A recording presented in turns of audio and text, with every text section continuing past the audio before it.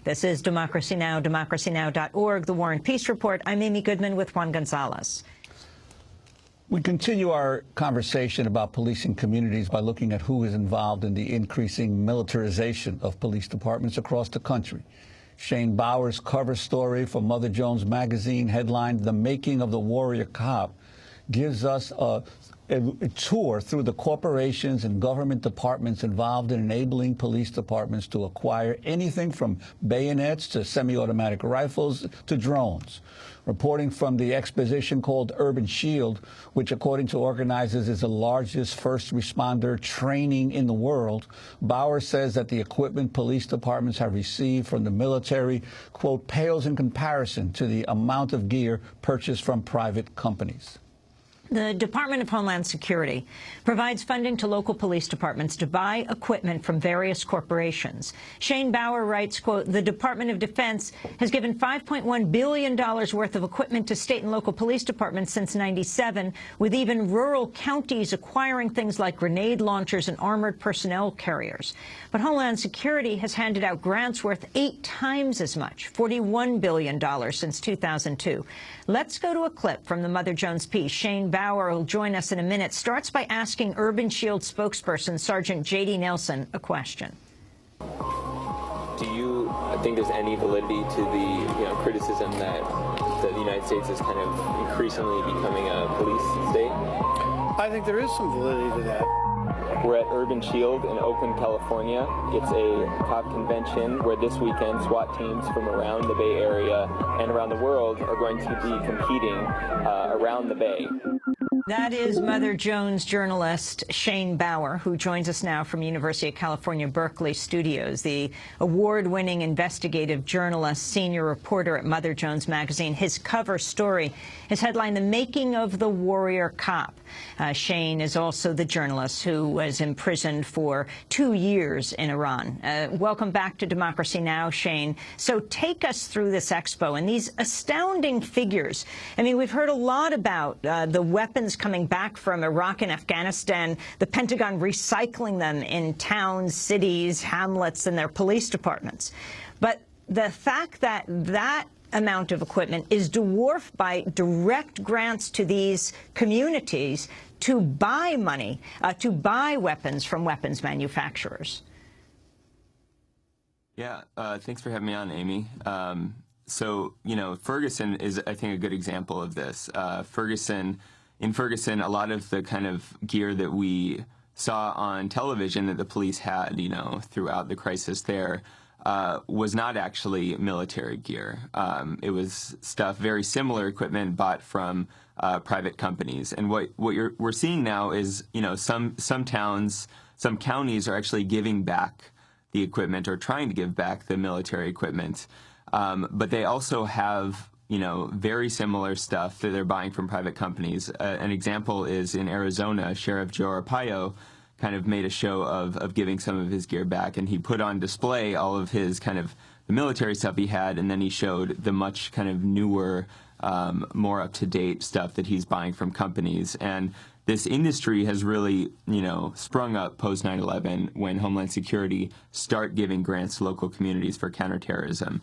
A lot of the companies I saw at Urban Shield were actually, started after 9/11.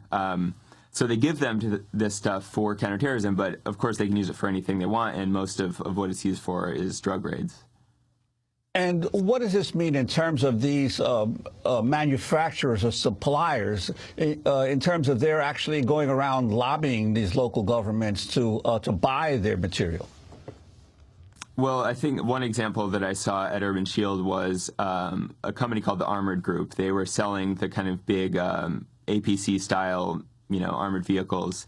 And if you go on their website, you see that they tell, local police departments that if you want to buy our vehicle, we actually have a grant writer that will write the grant for you for Homeland Security so you can get the funding. They also suggest that they use forfeiture money. This is money that is, taken in criminal investigations, money or property that police departments take in criminal investigations, even when the defendants are not actually prosecuted in the cases. That money can also be used to buy the same equipment from these companies. I want to turn to another clip from your report from Mother Jones. In this video, you're speaking to Jeremy Johnson of the Armored Group. Like you, I've been all over the world. I've seen a lot of this stuff, and I see that a lot of the differences. You know, this is not they're not going in to just take care of business. They're there to hopefully handle a situation that could get out of hand, right? Yeah. But you never hear about the ones they handle. And I think that's where it gets a little disconnect from what they want. But you're right. Some of these trucks do look intimidating for a reason, though. They should. You don't want to pull up a Chevy Chevette in front of a house and say, here, we're here to get you. You're not going to get the effect you want. Yeah, I want to turn to another clip from your report, one that features something unbelievable. A university, the University of California, Berkeley, having a SWAT team. After they staged a hostage rescue simulation, you spoke to Eric Tejada of UC Berkeley Special Operations. It was actually around 92, 94, there was an attack on the chancellor at his residence, which is on campus. And we realized at the time that we didn't have any resources to deal with that kind of threat when it took place.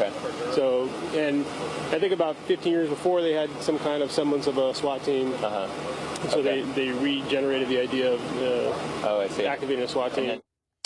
That was Eric Tejada of UC Berkeley Special Operations. Most people might be surprised to hear the University of California, Berkeley has a SWAT team. Shane Bauer, could you tell us what kind of operations the team has physically carried out? Yeah, well, I mean, this is interesting because this scenario, they were doing a kind of high-stakes, hostage rescue. They would later, go on a boat in the bay to kind of dismantle a terrorist IED. They would go into a church where, a kind of pretend militant atheist group is holding church members hostage. But when I asked them what they do day to day, most of what they respond to are muggings of students.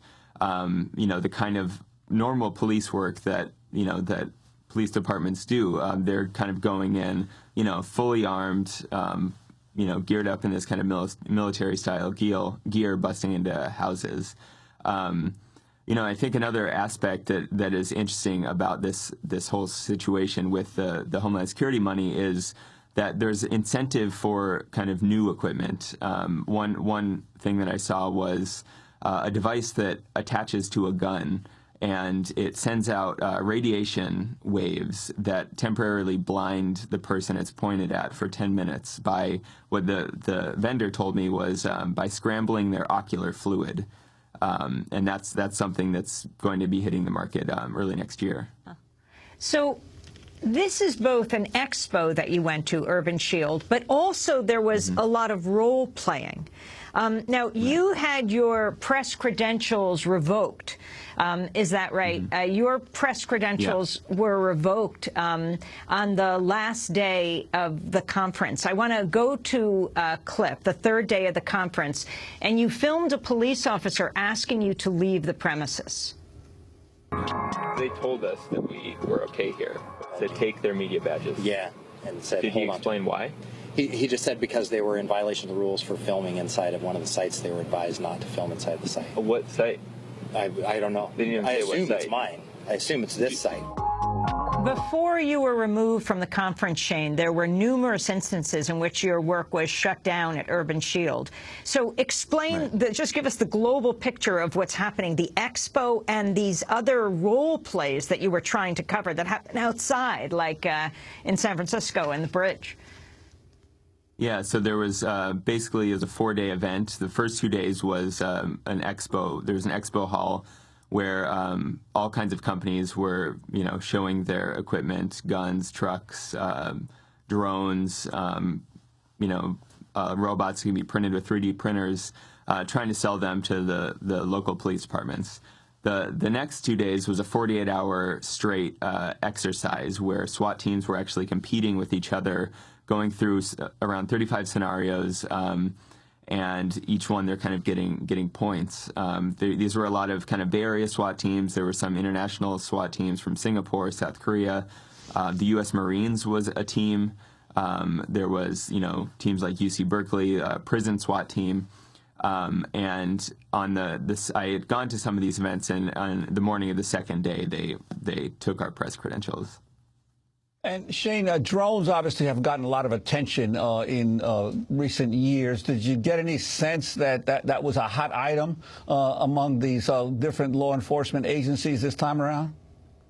Oh, yeah, there were a ton of drones. Actually, when I got kicked out, there was a vendor. Each of these kind of sites where they're doing these scenarios had a particular vendor, and at that site there was a drone vendor who we had interviewed, and he was hoping to use their drones, his company's drones, in the exercise on the Bay Bridge, but because of FAA regulations, they were not allowed to use them. The county in Alameda County hasn't gotten approval yet to use them. But you saw, a big thing right now is the 3D printable drones. So police departments can print out a drone, attach the wiring, and, set it out.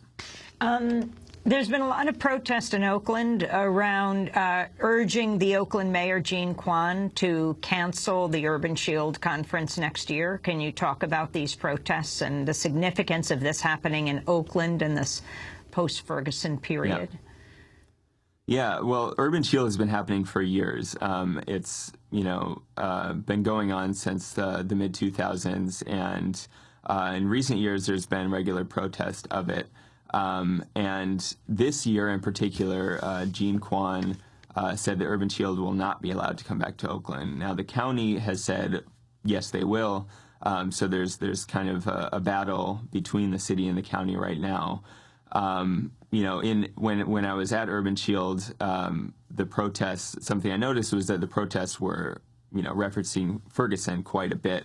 And that was something that just wasn't really talked about on the inside Urban Shield. There wasn't any discussion of Ferguson. But at the same time, I was seeing T-shirts for sale that where, you see kind of an image of a gun sight and says, "This is my peace sign." You see, kind of this Spartan imagery, very militaristic kind of imagery. That in many ways, what is this is my peace sign? What is it actually showing? That's a sight of an AR-15, looking kind of down the scope of an AR-15 sight. Shane, I think that. I'm sorry. Go ahead. I think something that really was interesting to me about being there was this kind of overlap with the military. Some of these companies that I seen and vendors that I spoke to were from the military. Their companies were actually set up to distribute to the military, and they've since kind of come over to also bringing in police. The Marines were a team competing there. I talked to the Marines after one of their scenarios, and they said that they actually learned from the police. The spokesperson of Urban Shield told me, we should be talking not about militarization of the police, but politicization of the military. There's this kind of interesting dynamic now where the Marines are actually learning from the kind of urban SWAT team tactics to bring back and kind of train their people. Shane, I wanted to ask you about the Pentagon's 1033 program. It's transferred more than $5.1 billion in military equipment to local agencies since 1991. That includes some 600 mine-resistant armor-protected vehicles, or MRAPs. Last month, during a Senate hearing on police militarization, Brian Camoy of the Department of Homeland Security defended the program. He said equipment helped locate the surviving suspect after the Boston Marathon bombing last year.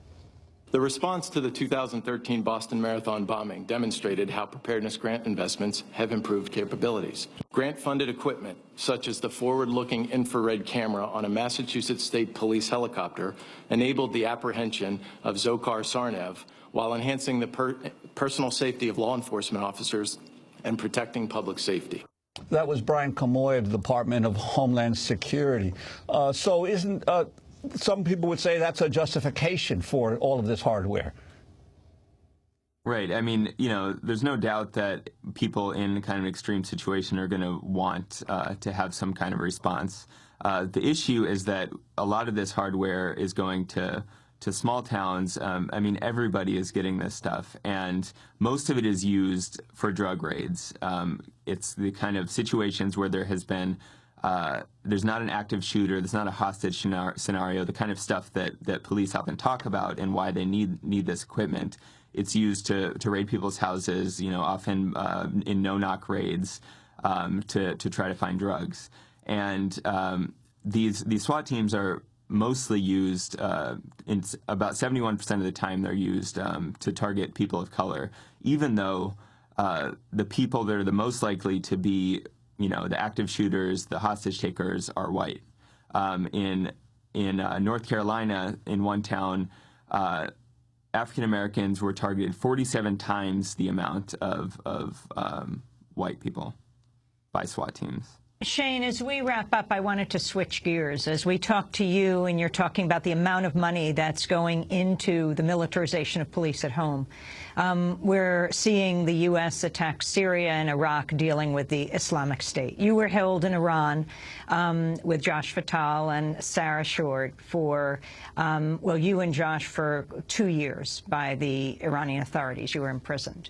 And I wanted to know your reaction to when you see, for example, the video of James Foley, the horrid video of his beheading, and then his mother coming out and saying she was threatened that if she dared to try to raise any kind of ransom, she herself would be prosecuted. Your thoughts on this issue as journalists like yourself have been held?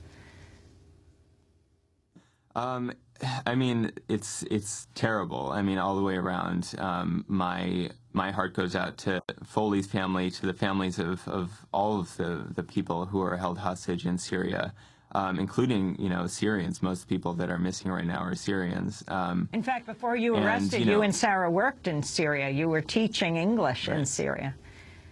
Yeah, I was actually working as a journalist in Syria. Sarah was teaching, and you know, it's still hard for me to really get my head around what is happening there. It's just such a different place, and I do, you know, wish that our government did more. That people like Foley's mom didn't face punishment for trying to raise money to get her son out of prison. I mean, it's not a simple situation. You know, giving money to the Islamic State is not the answer either. But we need to have kind of a more active way of dealing with this, I think. Shane, thanks so much for being with us. Shane Bauer, award-winning investigative journalist, senior reporter at Mother Jones Magazine. His cover story headlined "The Making of the Warrior Cop," and we'll link to it at democracynow.org. When we come back, we go to Austin, Texas. We'll be speaking with a Texas man on trial for filming the police. Well, we'll find out what's happening. Stay with us.